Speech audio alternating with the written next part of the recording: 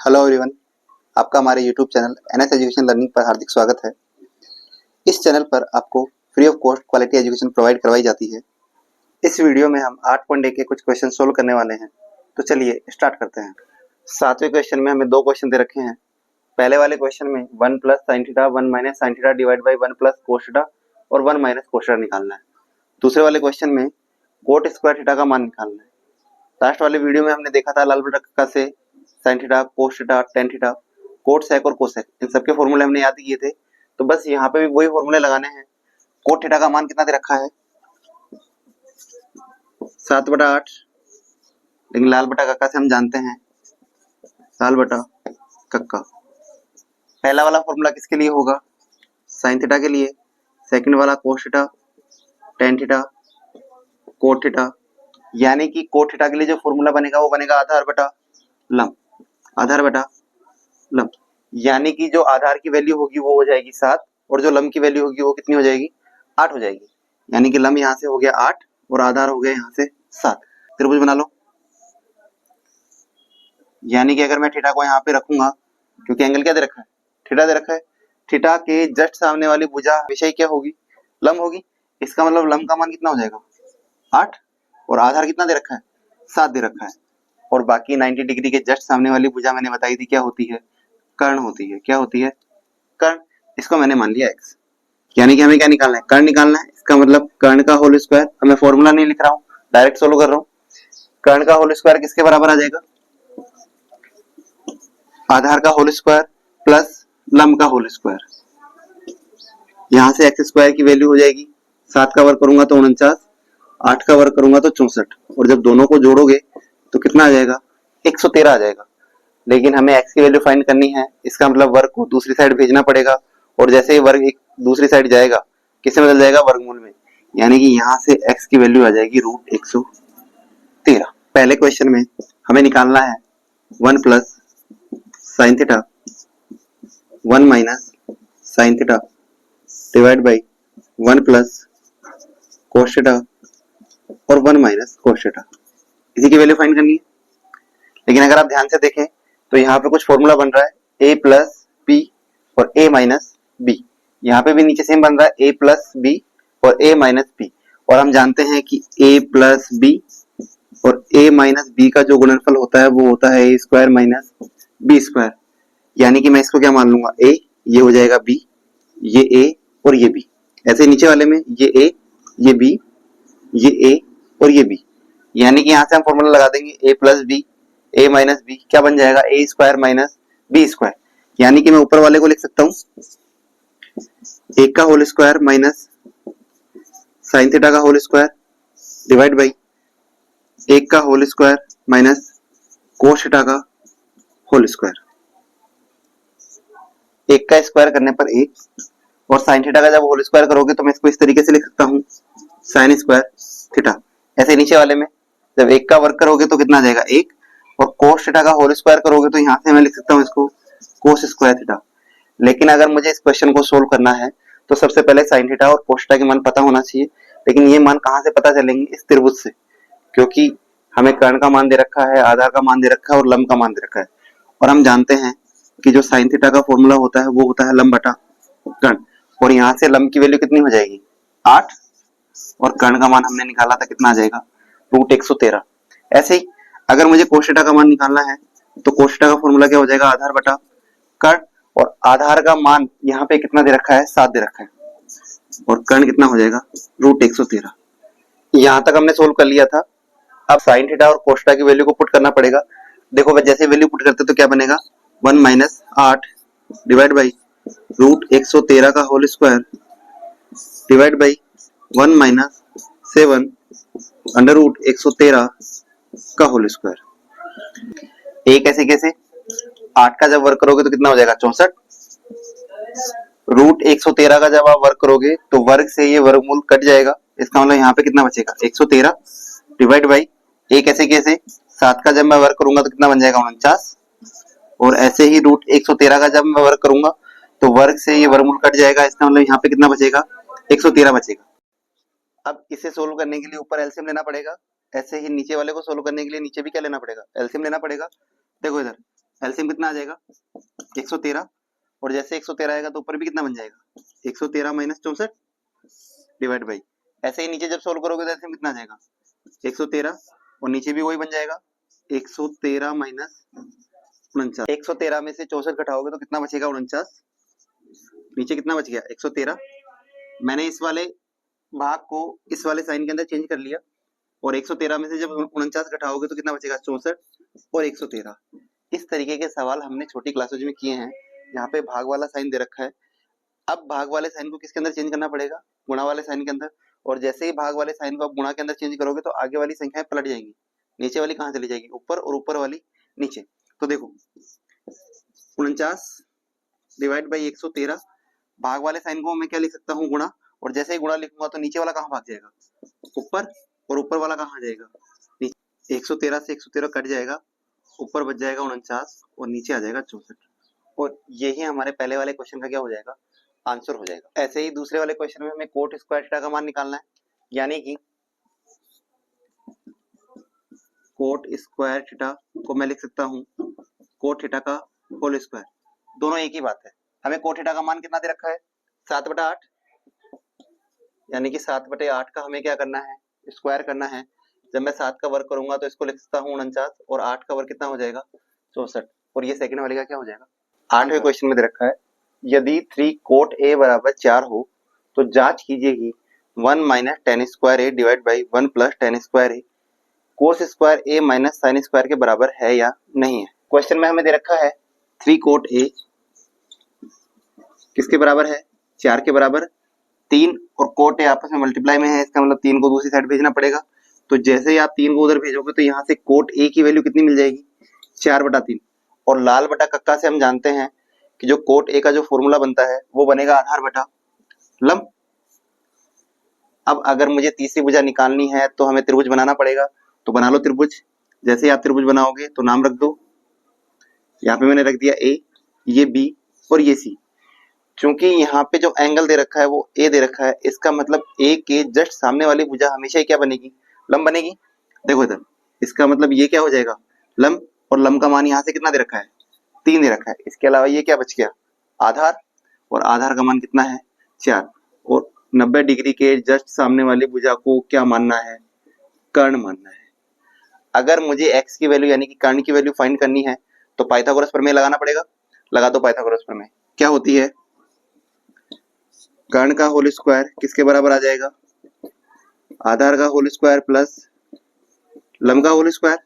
यहाँ पे कर्ण को मैंने क्या माना है x माना है, इसका मतलब x का होल स्क्वायर किसके बराबर, आधार की वैल्यू पुट कर दो, कितनी दे रखी है 4 का होल स्क्वायर, और लंब यहाँ से कितना है 3 का होल स्क्वायर। इसका मतलब x स्क्वायर कितना हो जाएगा 16 प्लस 3 का स्क्वायर करोगे तो x स्क्वायर बराबर कितना हो जाएगा 25।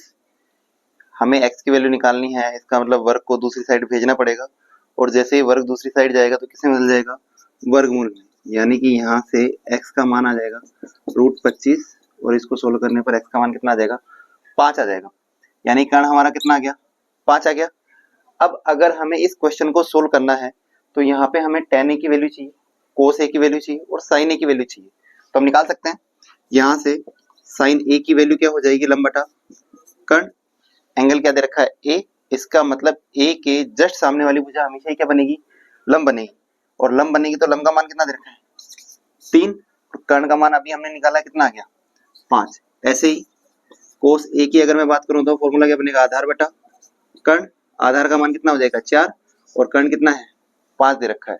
ऐसे ही अगर मैं tan a के लिए मान निकालूंगा तो tan a का फॉर्मूला क्या होता है लंब बटा आधार, और लंब कितना दे रखा है 3, और आधार कितना है 4। अब देखो हमें किसका मान निकालना है 1 माइनस टेन स्क्वायर ए 1 प्लस टेन स्क्वायर ए, और किसके बराबर प्रूव करना है कोस स्क्वायर ए माइनस साइन स्क्वायर ए। तो सबसे पहले हम एलएचएस को ले लेंगे और फिर आरएचएस को ले लेंगे, और दोनों को सोल्व करके देखेंगे कि क्या दोनों बराबर हैं या नहीं है। अगर बराबर होंगे तो हम लिख देंगे हाँ, अगर दोनों बराबर नहीं होंगे तो हम कर देंगे ना। क्लियर, देखो इधर 1 minus ten square A divide by 1 plus ten square A, LHS में तो यही है। tan a का मान कितना निकल कर क्या है 3/4, तो वैल्यू पुट कर दो 1 ऐसे कैसे tan a का मान 3/4 है, लेकिन यहाँ पे क्या लगा हुआ है स्क्वायर, इसका मतलब 3/4 का क्या हो जाएगा स्क्वायर। ऐसे ही नीचे 1 प्लस 3/4 का होल स्क्वायर। आगे देखो a कैसे कैसे 3 का स्क्वायर करूंगा तो कितना हो जाएगा 9, और 4 का स्क्वायर करने पर कितना बन जाएगा 16। ऐसे ही नीचे बनेगा 1 प्लस 9/16। जब आगे सोल्व करोगे तो ऊपर जब एलसीएम लोगे तो कितना आ जाएगा 16, और यहाँ से बन जाएगा 16 माइनस 9। ऐसे ही नीचे दोनों में जब एलसीएम लोगे तो कितना आ जाएगा 16, और नीचे बन जाएगा 16 प्लस 9। आप इसको इस तरीके से भी लिख सकते हो, 16 में से जब 9 जाएंगे तो बचेंगे 7/16। इस वाले चिन्ह को मैंने भाग वाले साइन के अंदर ऐसे लिख दिया, दोनों एक ही बात है, कोई फर्क नहीं पड़ेगा। 16 में जब 9 जोड़ोगे तो बन जाएगा 25 और डिवाइड बाई 16। इस तरीके के सवाल आपने छोटी क्लासेज में किए हैं। भाग वाले साइन को अब किसके अंदर चेंज करना है, गुणा वाले साइन के अंदर, यानी कि 7/16 भाग वाले साइन को जैसे ही आप गुणा में चेंज करोगे तो नीचे वाली संख्या कहाँ चली जाएगी ऊपर, और ऊपर वाली नीचे। 16 से 16 कट जाएगा, ऊपर बचेगा 7 और नीचे बचेगा 25, 7/25। अब RHS को सोल्व करने के लिए cos square a minus sine square a का मान निकालना पड़ेगा। चूंकि हमने यहाँ पे साइन a और कोस a के मान निकाल रखे हैं, केवल वैल्यू पुट करनी है। RHS निकालने के लिए cos square a minus sine square a का मान निकालना है। इसका मतलब वैल्यू पुट कर दो, कोस a का मान कितना दे रखा है 4/5 का होल स्क्वायर, और साइन a का मान कितना देगा 3/5, लेकिन यहाँ पे क्या लगा हुआ है स्क्वायर, इसका मतलब यहाँ पे भी इसका भी क्या करना पड़ेगा स्क्वायर करना पड़ेगा, 3/5 का होल स्क्वायर। जब इसको सोल्व करोगे तो कितना बन जाएगा 16/25, और इसको सोल्व करने पर बन जाएगा 9/25। इसको सोल्व करने पर बन जाएगा 16 माइनस 9 डिवाइड बाई 25, और 16 में से जब 9 जाएंगे तो बचेंगे हमारे पास में कितने 7, और नीचे आ जाएगा 25। इसका मतलब हमने यहाँ पे प्रूव कर दिया कि LHS किसके बराबर है RHS के बराबर है। 9वें क्वेश्चन में हमें दे रखा है त्रिभुज ABC में जिसका कोण B क्या है समकोण है, और यदि tan A बराबर 1/√3 हो तो हमें दो क्वेश्चन सोल्व करने हैं। पहला है sin A cos C plus cos A sin C, और दूसरा क्वेश्चन दे रखा है cos A cos C minus sin A sin C। देखो क्वेश्चन में हमें दे रखा है tan A बराबर 1/√3, और हम लाल बटा कक्का से जानते हैं कि जो tan A का फॉर्मूला होता है वो होता है लंब बटा आधार, यानी कि लंब बटा आधार। यहाँ से लंब की वैल्यू कितनी हो जाएगी 1, और आधार की वैल्यू कितनी हो जाएगी √3। यानी कि अगर हमें ये त्रिकोणमितीय अनुपात निकालने हैं तो त्रिभुज की तीनों भुजाओं के बारे में पता होना चाहिए। त्रिभुज की तीनों भुजाओं को निकालने के लिए पाइथागोरस प्रमेय लगाना पड़ेगा। तो बना लो त्रिभुज। जैसे ही मैं त्रिभुज बनाऊंगा तो B क्या दे रखा है यहाँ पे समकोण दे रखा है, इसका मतलब B यहीं आएगा। इसके अलावा आप A को यहाँ बैठा लो यहाँ बैठा लो कोई फर्क नहीं पड़ेगा। मैंने A को यहाँ मान लिया, ये हो गया C। tan A यानी कि एंगल दे रखा है A के जस्ट सामने वाली भुजा किसका काम करेगी लंब का काम करेगी। इसका मतलब लंब का मान यहाँ से कितना हो गया 1, आधार कितना दे रखा है √3, यानी कि अब हमें तीसरी भुजा निकालनी पड़ेगी, पाइथागोरस प्रमेय लगाना पड़ेगा। लगा दो। क्या होती है कर्ण का होल स्क्वायर किसके बराबर हो जाएगा आधार का होल स्क्वायर प्लस लंब का होल स्क्वायर। यही पढ़ा था मैंने, कर्ण को मान लिया x, और यहाँ पे है 90 डिग्री। कर्ण की वैल्यू कितनी दे रखी है, यानी कि x का होल स्क्वायर, आधार का मान √3 का होल स्क्वायर प्लस लंब का मान कितना दे रखा है 1, यानी कि 1 का होल स्क्वायर। x का जब आप वर्ग करोगे तो इसको मैं लिख सकता हूँ x स्क्वायर, √3 का वर्ग करूंगा तो वर्गमूल से वर्ग कट जाएगा, इसका मतलब यहाँ पे निकल करके आएगा 3, 1 का वर्ग करने पर 1, और x स्क्वायर की वैल्यू यहाँ से आ जाएगी 4। वर्ग को जब आप दूसरी साइड भेजोगे तो वर्गमूल में बदल जाएगा, और यहाँ से x का मान आ जाएगा 2। दोनों क्वेश्चनों को सोल्व करने के लिए हमें sine A cos A sine C और कोस C की वैल्यू फाइंड करनी पड़ेगी। क्योंकि हम जानते हैं कि जो साइन A के लिए जो फॉर्मूला बनेगा वो बनेगा लंब बटा कर्ण। ऐसे ही अगर मैं साइन C की बात करूंगा तो इसके लिए फॉर्मूला क्या बनने वाला है लंब बटा कर्ण। कोस A के लिए जो फॉर्मूला बनेगा वो बनेगा आधार बटा कर्ण, और कोस C के लिए क्या हो जाएगा फॉर्मूला आधार बटा कर्ण। चूंकि यहाँ पे एंगल क्या दे रखा है A, इसका मतलब A के जस्ट सामने वाली भुजा किसका काम करेगी लंब का, और यहाँ से लंब का मान कितना हो जाएगा, 1 हो जाएगा। देखो, और कर्ण कितना बन जाएगा, कर्ण तो फिक्स है, कर्ण कितना मिला है हमें, 2 मिला है। ऐसे ही साइन सी की मैं बात करूंगा तो एंगल अब की बार यहाँ पे क्या दे रखा है, सी दे रखा है। इसका मतलब सी के जस्ट सामने वाली भुजा किसका काम करेगी, लंब का काम करेगी। और यहाँ से लंब का मान कितना हो जाएगा, √3, और कर्ण का मान 2 आया ही था अभी, ठीक है। ऐसे ही अगर मैं कोस ए की बात करूंगा तो यानी कि ए के जस्ट सामने वाली भुजा लंब, लेकिन हमें तो लंब नहीं चाहिए, हमें क्या चाहिए, आधार चाहिए। आधार का मान दे रखा है √3 और कर्ण कितना है, 2। ऐसे ही कोस सी की जब मैं बात करूंगा तो सी के जस्ट सामने वाली भुजा किसका काम करेगी, लंब का, लेकिन हमें कोस सी के लिए लंब नहीं चाहिए, हमें क्या चाहिए, आधार। तो आधार का मान अब कितना हो जाएगा, 1, और कर्ण फिक्स है कितना है, 2। अब इन चारों वैल्यूज को इन दोनों क्वेश्चनों में पुट कर देंगे तो हमें दोनों क्वेश्चनों के आंसर मिल जाएंगे। अब देखो, पहले वाले क्वेश्चन में हमें क्या निकालना है, साइन ए कोस सी प्लस कोस ए साइन सी। ये जो वैल्यू हमने निकाली है केवल इसके अंदर पुट करनी है और कैलकुलेट करना है। जैसे साइन ए का मान हमने कितना निकाला है, 1/2, कोस सी का मान निकल करके आया है 1/2, प्लस कोस ए का जो मान निकल करके आया है वो आया है √3/2। ऐसे ही साइन सी का जो मान हमने निकाला है वो भी कितना है, √3/2। 1 को 1 से गुणा करूंगा तो 1, 2 को 2 से गुणा करूंगा तो नीचे बन जाएगा 4। ऐसे ही √3 को जब मैं √3 से गुणा करूंगा तो कितना बन जाएगा, 3, और 2 को 2 से गुणा करने पर नीचे कितना आंसर आ जाएगा, 4। जब आप इन दोनों को सोल्व करोगे तो एलसीएम 4 आएगा और ऊपर वाली संख्या आपस में जुड़ जाएंगी। इसका मतलब 4/4, और यहाँ से कैलकुलेट करने पर पहले वाले क्वेश्चन का आपको आंसर कितना मिल जाएगा, 1 मिल जाएगा। ऐसे ही जब आप दूसरे वाले क्वेश्चन को करोगे तो दूसरे वाले क्वेश्चन में हमें क्या निकालना है, कोस ए कोस सी माइनस साइन ए और साइन सी। वैल्यू पुट कर दो, कोस ए का मान निकल करके आया है √3/2, कोस सी का जो मान हमें मिला है वो कितना है, 1/2, माइनस साइन ए का मान है 1/2, और ऐसे ही साइन सी का मान हमने निकाला था √3/2। दोनों को सोल्व करोगे तो ऊपर आ जाएगा √3 और 2 को 2 से गुणा करने पर बन जाएगा 4।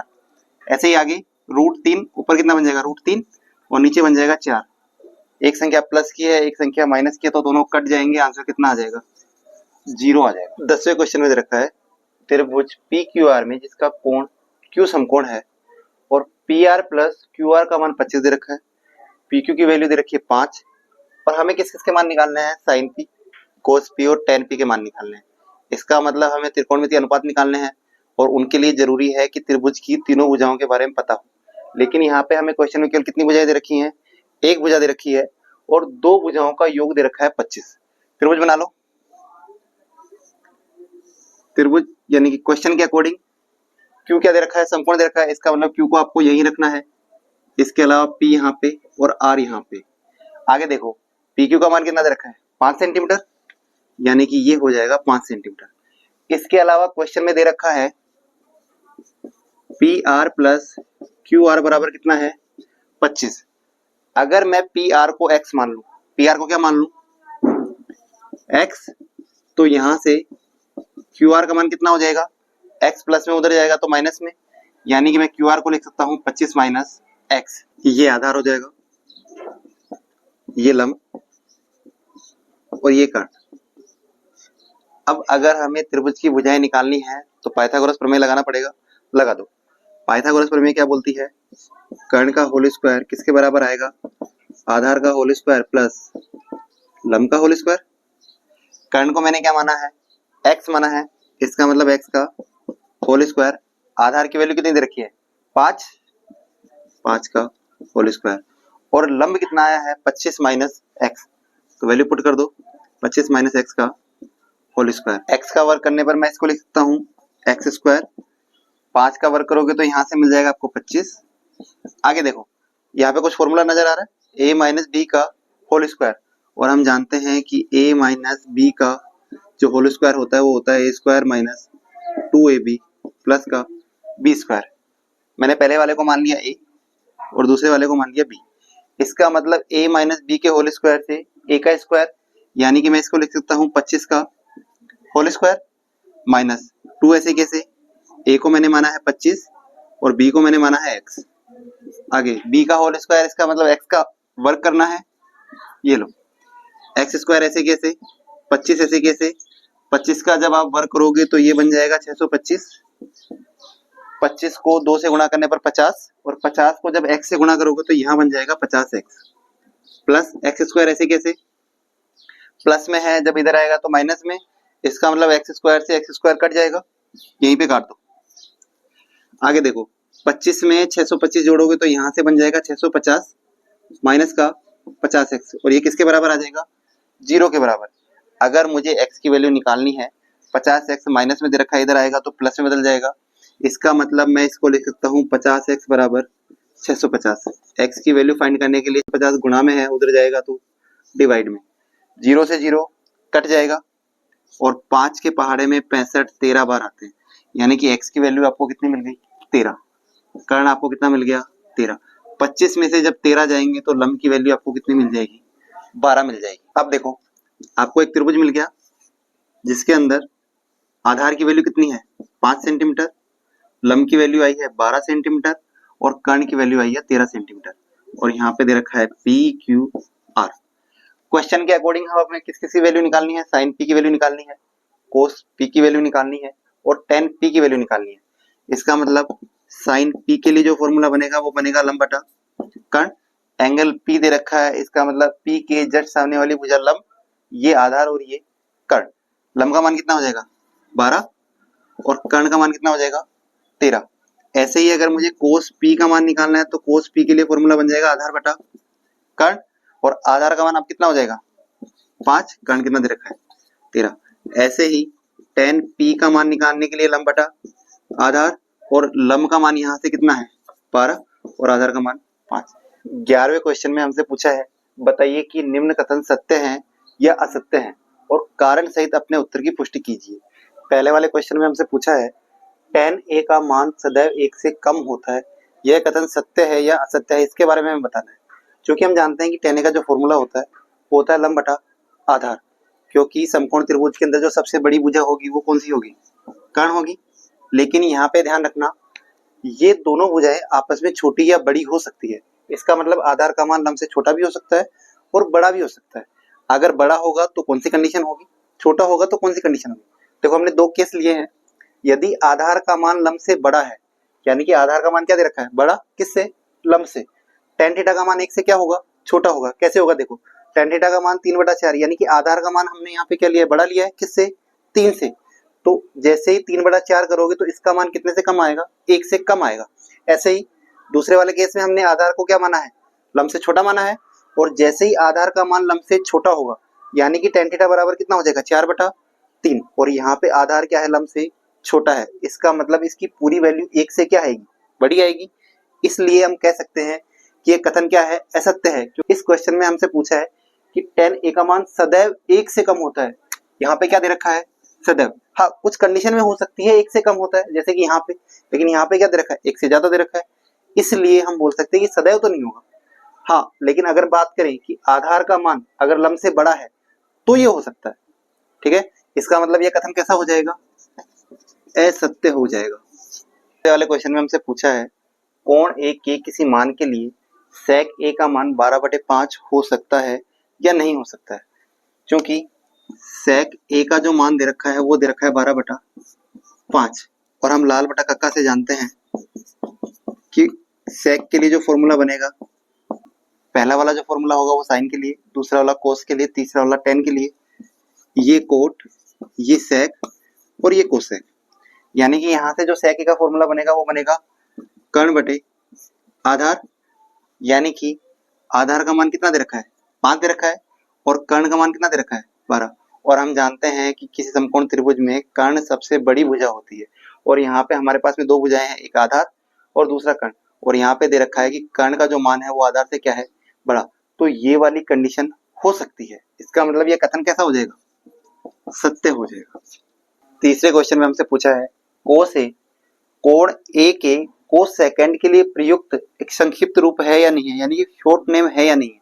किसके लिए कोस सेकंड के लिए, यानी कि कोस सेकंड का जो शॉर्ट नेम है शॉर्ट फॉर्म वो क्या है, कोस ए। क्वेश्चन में हमसे ये बोला है कि जो कोसेकेंड है उसकी जो शॉर्ट फॉर्म है वो कोस ए है या नहीं है, इसका हमें जवाब देना है। तो इसका जवाब है ना। क्यों?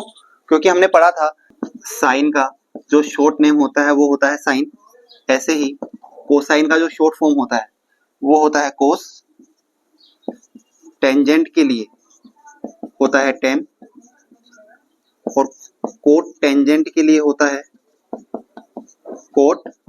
ऐसे ही सेकंड के लिए